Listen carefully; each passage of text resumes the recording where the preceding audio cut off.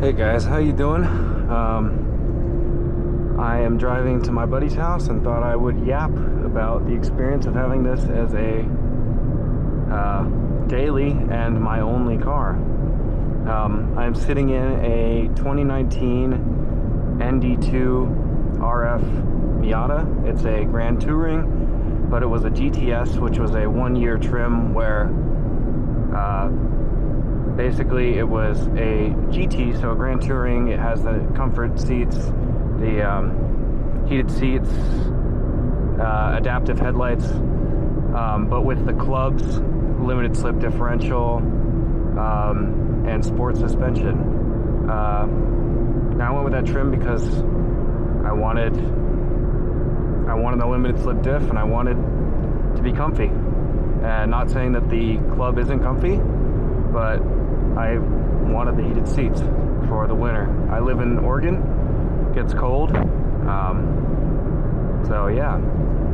Now I've had this car since December of 2023, so about a year and a half now, a little over that, and it's been my only car. Before this I had two NAs, and my first car was a Jeep Renegade. That thing was interesting. But yeah, I just wanted to let you guys know how this has been. First things first, it doesn't have all the space in the world. A lot of things, such as this funny looking dinosaur, this guy's just chilling with me. I like having him in here. But like, things end up in the passenger seat because I carry more than the trunk can carry, basically. But I have taken two full-size suitcases and a backpack back there. It was a struggle. It was a massive struggle, but it worked.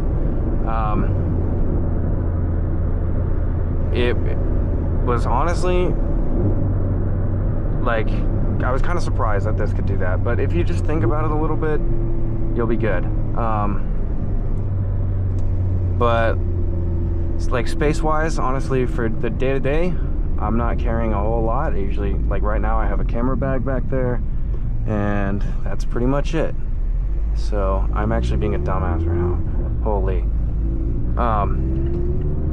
But yeah, day-to-day, pretty good. Now the soft top would technically have more space because there'd be like a spot to put stuff right back there, but since it's the RF, there's less space. Not in the trunk. The trunk is the same size, but I just mean behind the rear seats. There's a bit more of a shelf. There also is storage cubbies behind the rear seats, even in the RF. So as far as like livability goes, the suspension's actually really comfortable. Only thing I notice on these Bilsteins on the sport suspension is they are kind of bouncy. They feel a little overdamped. I don't know. I don't know if they're called, if that's what you would call overdamped, or I don't know. But it like bounces a bit.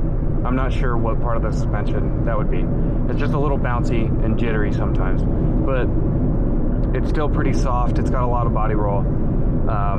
Only real modification I've done to this is the exhaust. There goes an Evo, I think.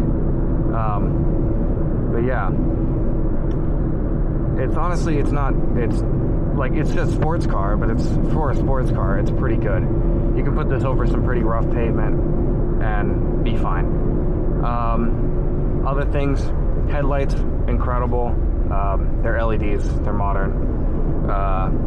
Air conditioning works great. This has auto climate control. I have it set, normally I leave this all on auto because I find it does actually a pretty good job, but right now I have it set to a certain fan speed because it's 100 degrees out and it would just be blasting the fans on auto, which I mean makes sense because it's hot. Let's see, what else? Apple CarPlay, as you can see right here, works great.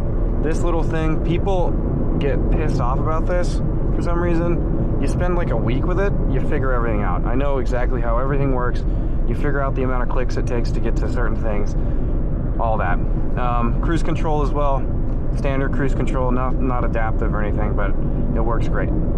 It's just cruise control. My last Miata didn't have that, so you know, it's cool to have it. Other livability things, this thing has auto wipers. The auto wipers work great. For phone calls, even with the roof down, works really good. I don't exactly know where the mic placement is, but the other person's audio, the person you're receiving, comes right through the headrest speakers, and you can hear them loud and clear. The audio system is great. It's honestly, it's like pretty well tuned for the size of the car. It has a subwoofer in it and everything. There's like a subwoofer under the seat. It's not like some, crazy advanced aftermarket system, but like for a factory car, like it's pretty good. What else? I'm trying to think of anything else for livability. Fuel economy is great. I'm averaging 33.7, and I send it, and a lot, like, or a decent amount, But if you're on the freeway, you'll get 35, sometimes even 40, depending on how you're treating it. Yeah, really good. Only real, like, persistent issue I have has been some creaks and rattles. The creaks I don't really care about. The rattles are the annoying ones. There's like some plastic rattles back there where you'll probably be able to hear them if I shut up. But they come and go. I try not to make it too big a deal about it. Sometimes it makes me mad, but whatever, it is what it is.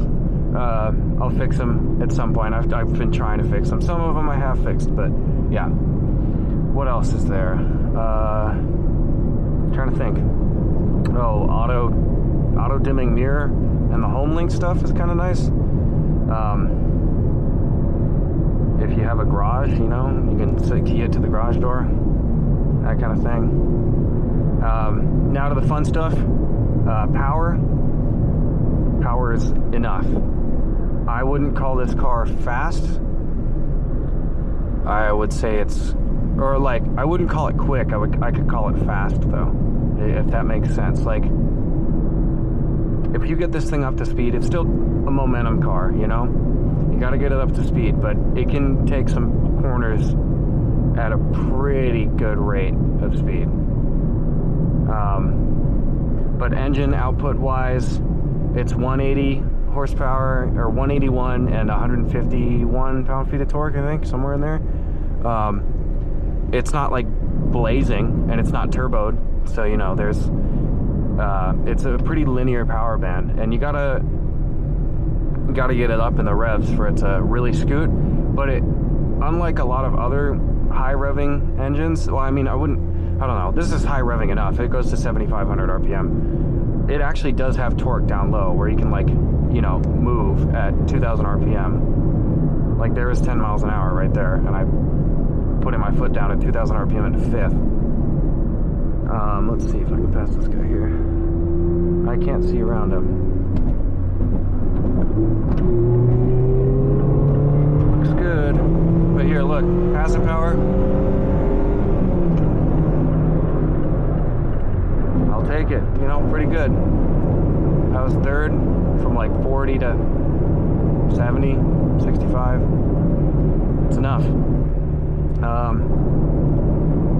Now, it's not the quietest car in the cabin, but it's way quieter than the old Miatas that I came from. So, I don't expect this to be a luxury car or anything like that, but it does the trick. Daily driving a manual, it's fine. Sometimes it gets annoying and irritating in traffic because Portland, I live in Oregon, so that is another thing to consider. That's one reason I got the RF. I kind of wish I got the soft top because I think it has a better top-down experience than the RF. The RF has some wind buffeting issues that, it's not really that bad. It's just kind of annoying sometimes. But since it rains so much here, I just thought, I'll get the RF. I have the roof up a lot. No squirrel! Saved the squirrel. The squirrel did not die today. I don't know if you guys can tell, but this thing really needs a bath. What else is there? Loki, don't remember what I was yapping about. the RF passing power. The only modification I've made to this car, well, I guess it's two technically, is the Hush-O-Matic exhaust from Flying Miata, which is really cool, and Flying Miata's mid-pipe, which is also pretty nice. The mid-pipe adds, I think, 10 horsepower on a dyno, maybe, which honestly, not bad. I did feel it. It does add something. It's not crazy, but it helps. So the Flying Miata mid-pipe, and it comes with a high flow cat, and then the Hush-O-Matic exhaust. The Hush-O-Matic exhaust is really cool because right now I have it tied into vacuum, so the more throttle I give, it has a little valve in the back, and the more open it gets. So basically, the more throttle I give, the louder the car gets, the louder the exhaust, which is pretty sick. So yeah, I'm really happy with those modifications. I have plans for the future, but this car has to become a second car before I do those things to it.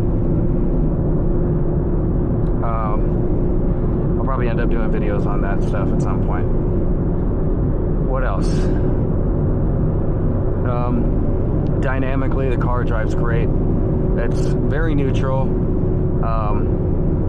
It's a little snappy if you get into oversteer, just because of how short the wheelbase is and the way the diff locks. It's a two-way, so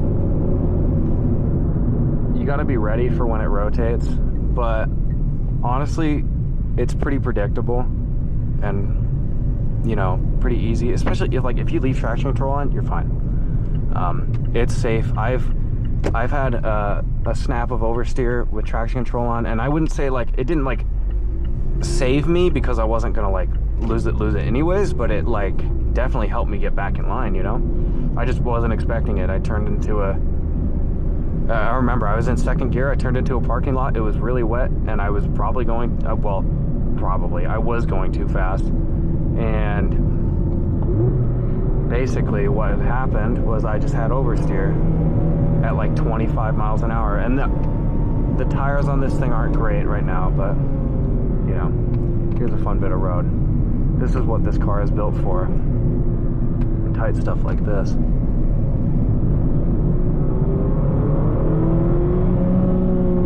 Now see, for the downhill, perfect amount of power. It's great. I'm not going to go too nuts because these tires are nearing end of life.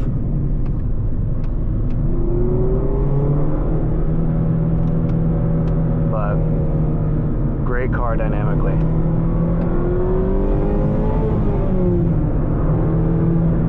Does everything I want it to do. Brakes are great too. The car's so light that it, you know, these aren't even the Brembos. There's just not a lot of mass to stop, so.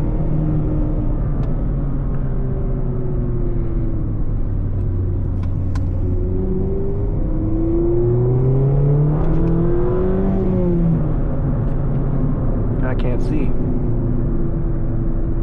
Yeah, I need to get some pads as well. They're also getting down there. But yeah, I think the compromises that you make to drive this car is made up for in its characteristics, in its handling, in its driving enjoyment, because this is the most fun car I've ever had in my life. This thing is a blast. The transmission is incredible. Even if the engine was shit, this gearbox is great.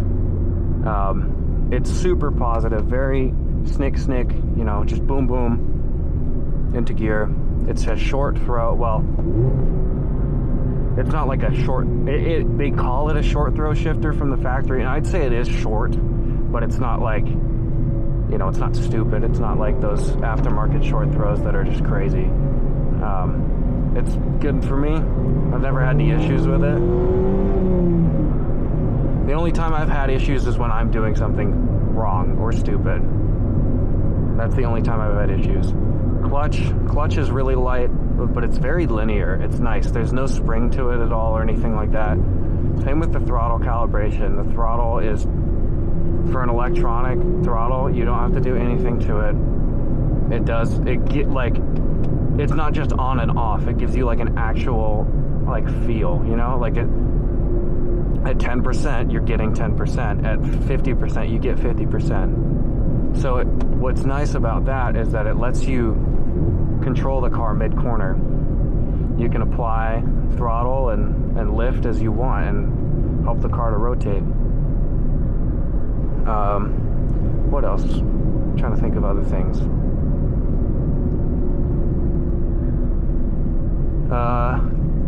Body roll, I think I'll probably try to take care of. There is a bit of it, but it's kind of fun.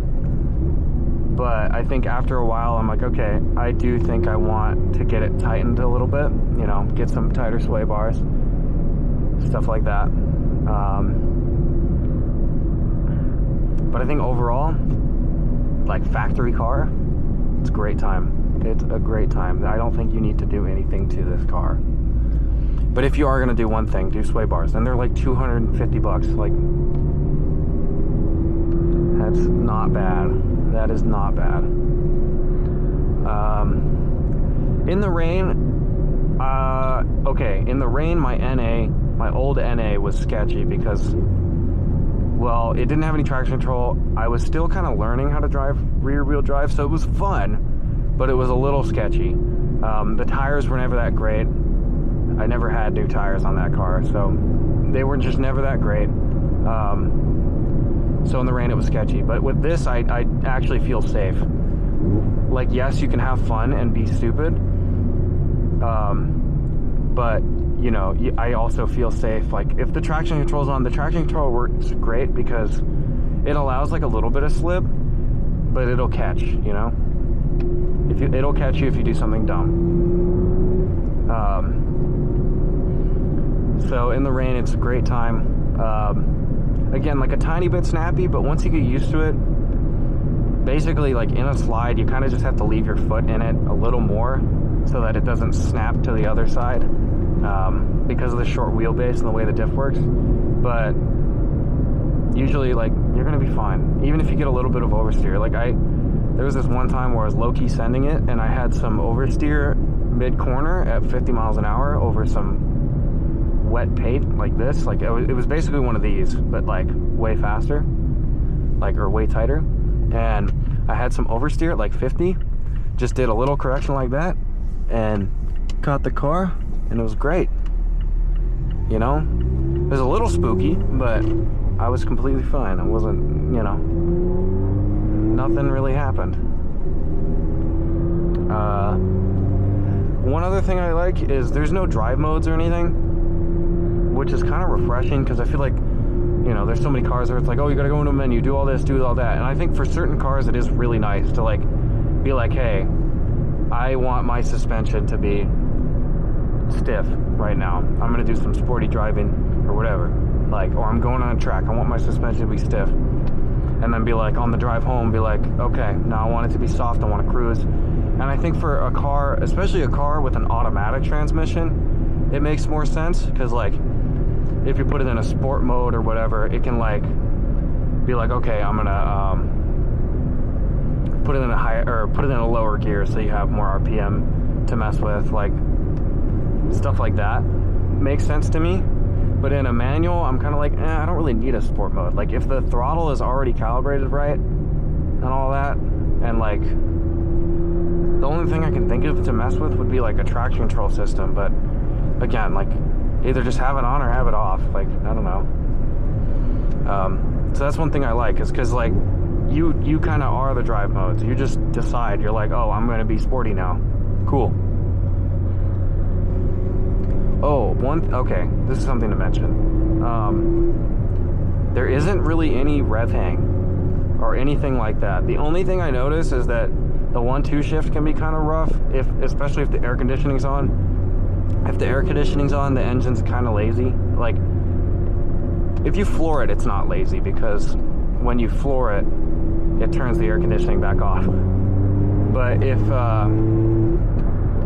you're downshifting, you kind of have to give it a little more than you want, or than you feel like you should. But if you turn the air conditioning off, you're good.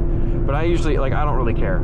at this point in time, I'm like, bro, I'm trying to be comfortable. So, you know, AC on, chilling. Let's see, what else is there?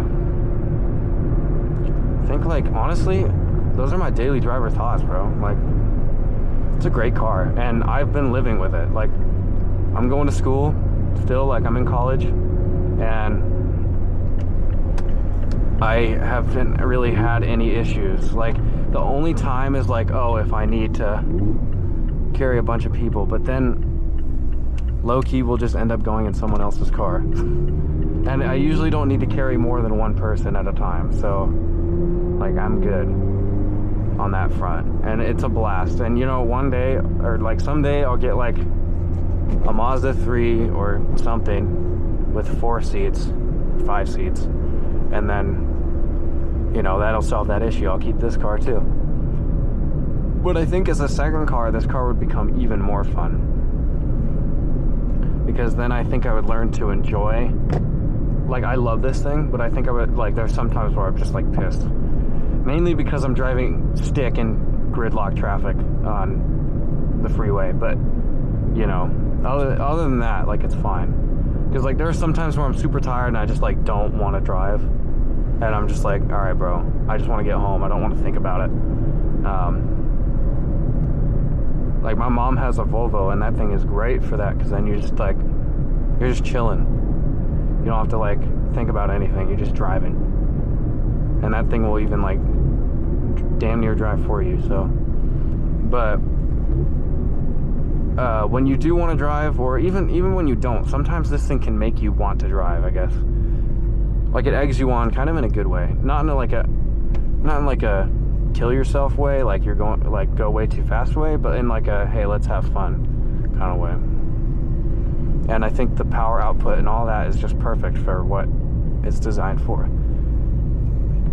And also, people got to think about weight. They'll see 180 and be like, oh damn, that thing's slow. I mean, yeah, it kind of is slow, but it like only weighs 2,300 pounds. Like,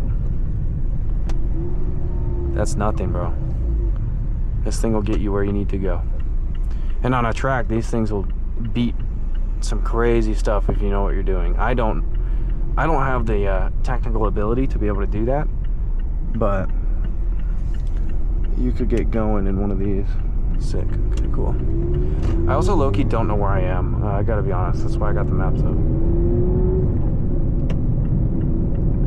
I know eventually there's a dirt road, but yeah, I just thought I would take you guys along with me, share my thoughts. That's the rattling, by the way. Just thought I'd let you know. That's probably the most annoying thing about the car, but other than that, it's great. I can fit just enough in the back.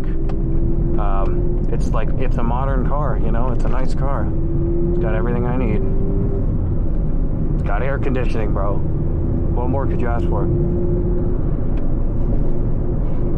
Oh, maintenance. Forgot about maintenance. Easy to work on. I haven't had any issues. Only time I had issues was when there's this one time where I got a free oil change, and I was like, okay, cool. Like, I got a free oil change from Mazda. And then the next time I went to do it, that shit was on there tight as balls, dude. Like, it was tight. That's the only time I've had an issue, and that's not even the car. That's the people working on the car. So, actual, like, issues, nothing. And I've never had any, like, never had any dash lights, never had anything. And this car's got 65,000 miles on it, which isn't a lot, but, like,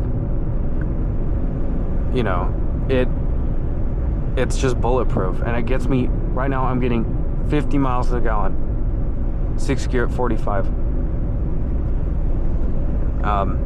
Yeah, and it's like $30 to fill it.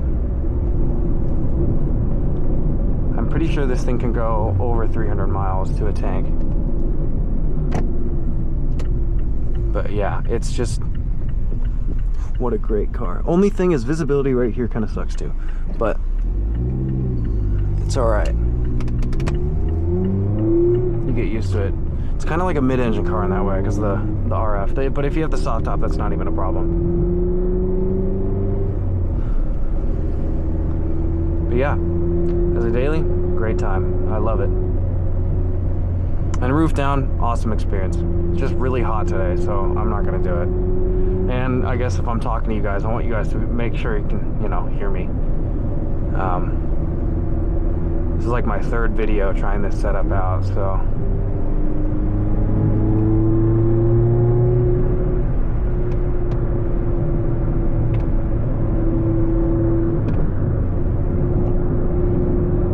That's a nice drive, dude.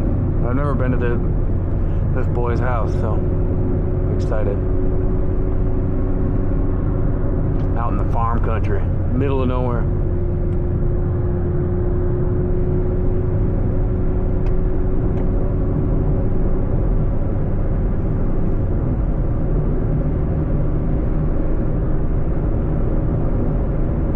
Trying to see if any other thoughts come to mind. I feel like I touched on a lot of it.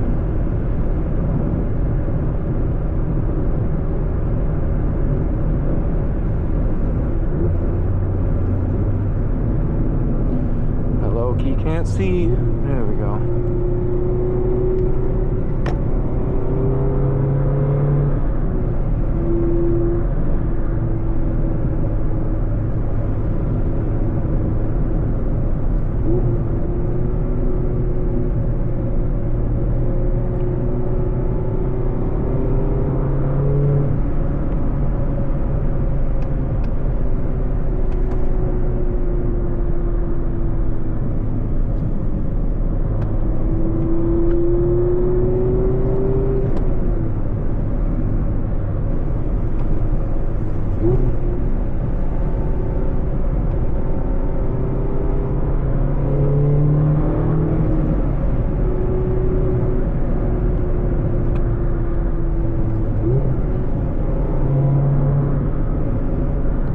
Too crazy. I don't know this road. I've never been over here, so.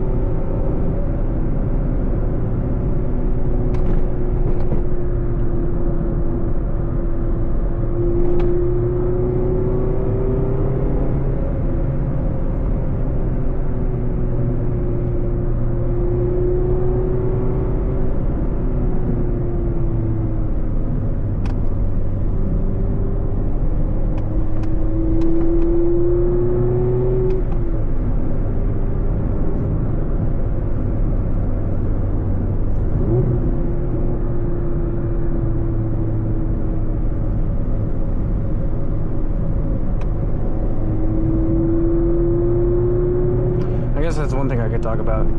Chassis communication is pretty good. The steering isn't incredible. Like, it's precise, but like not the most talkative.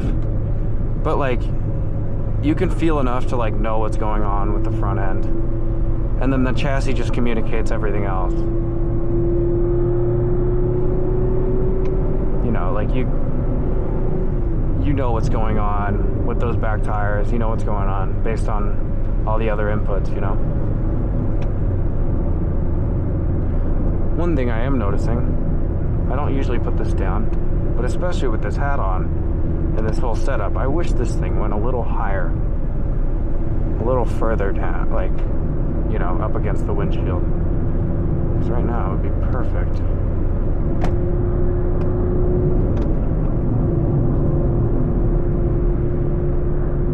Yeah, thank you guys for joining me. I'm gonna finish up this little cruise. Pretty sure the camera is about dead. Yep, but we're going on 30 minutes, just about. And I'm pretty sure up here is a dirt road, and I'm not trying to I'm not gonna rally drive this car, bro. I need to keep this paint decent. But yeah, calm little cruise on the way over. Appreciate you guys joining me. I'll see you in the next one. Peace.